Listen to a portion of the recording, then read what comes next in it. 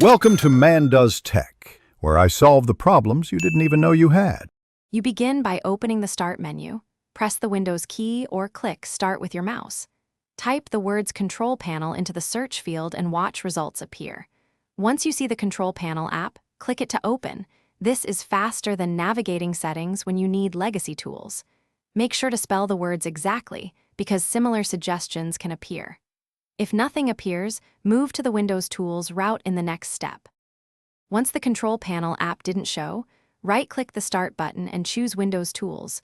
Scroll the list to find Control Panel and open it. Alternatively, open Settings and navigate apps to locate optional legacy features. This explains why some items live in Settings now. When you find Control Panel, right-click it and choose Pin to Start or More Pin to Taskbar to avoid repeating the search. This saves time later and keeps legacy controls accessible when you need them.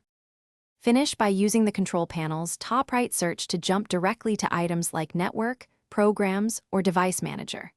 If Control Panel is missing entirely, make sure Windows is updated and run the System File Checker command.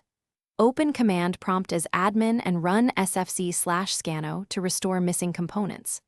Once restored, right-click Control Panel and choose Create Shortcut on desktop.